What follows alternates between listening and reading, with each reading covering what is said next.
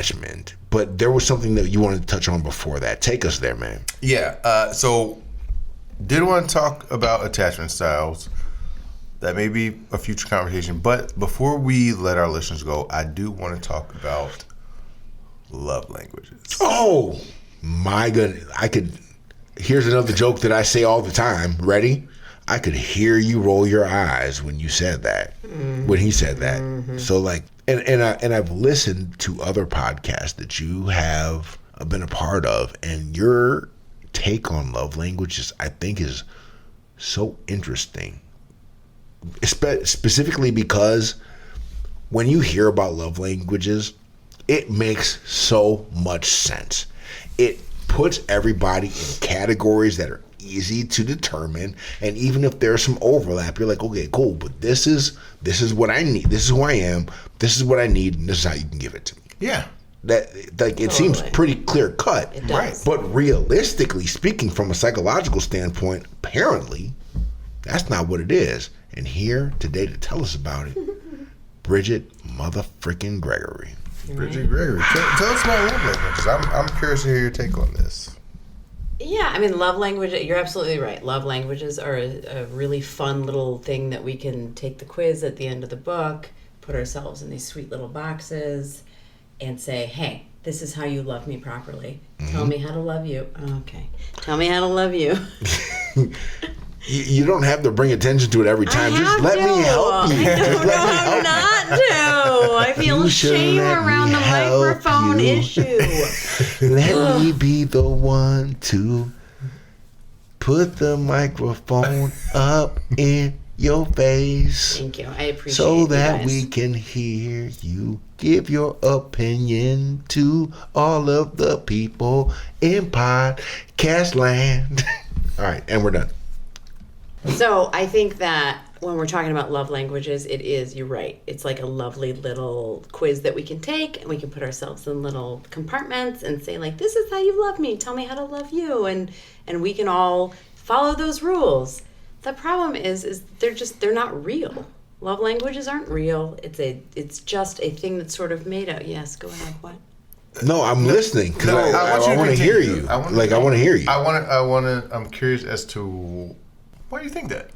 When you say they're not real, do you mean they don't have any scientific basis? Do you say what does that mean? They're not real. Because a lot of people relate to them in a way that's like, yo, this is exactly what I'm talking about. Yeah, but I can make up a whole lot of stuff, and a lot of people relate to it. Like that. That's true. I do that all the time. Okay, but that tracks. But is there nothing in these 5 love languages that makes you feel like, okay, that's how I feel. That's how I want someone to treat me. But that's how we sell books. So there is a lot of relatable material in there. There's a lot of things, just like in astrology, that we can say, oh my God, that's me. That's me. I'm a Cancer, and I don't mess with Sagittarius. That's different. That's another conversation. But let's. No, but Mercury's in retrograde, so we can't even go to the store right now. So, in your experience, I'd love to hear, like, how have you thought about the love languages and like, have you used them in relationships? Have you talked with partners about them? I view the love languages the same way as I view a dating contract. It is a way to start the conversation. Sure. It allows the person that I'm with to tell me how they want to be treated and loved and whatever. And it's very clear and concise. Hey, I like words of affirmations. Totally. So, hey, great. I think that you're doing a great job. You're very pretty. I like your butt. Your face is great. And let's talk about it. I like physical touch. Honka honka. Next.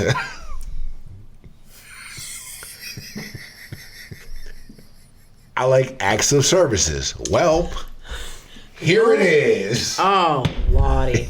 That's not an act of service. That's physical touch. And no it's jokes both. while I'm actively drinking liquid. It's both. I think that we can, I want to really pause this and say that, like... That's it. It's both. Correct? Yeah. And there's an overlap. And that's kind of what, like... Okay, is there not a part of this that says this is the best way to make me feel loved. And Totally. also, And did what you does just that sound- fucking snap at me? 100% I did.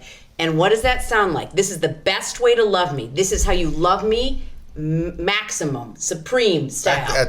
Yes. What does that sound like? Does that sound like gray area to you? It sounds black and white. It sounds super black and white. We're going to put ourselves in little boxes. Humans are complex individuals. This is crazy to me, actually. Remember when we've determined we're all the same age. And remember when we were growing up. 25? Shit. We're all 25 years old. 29. We're all, my preferred age is 36. So I'm going to call myself 36 is a great I age. love It's it. a That's great my year. favorite number of all time. Remember when we were growing up, though, and there was like all the gals were into YM and 17 magazine and whatever other nonsense. Not at magazines 36, they weren't. when we were growing up. Okay, when yes. we were little. Yeah. And I and all my friends, we'd get the latest magazine and we'd take the little quiz. And it was like, what's your whatever style and your nonsense and da-da-da-da. And it was like you wanted so badly to be categorized into the. That's And you're me. like, I'm a That's this. me. I'm a that. Right. You're right. I'm like astrology.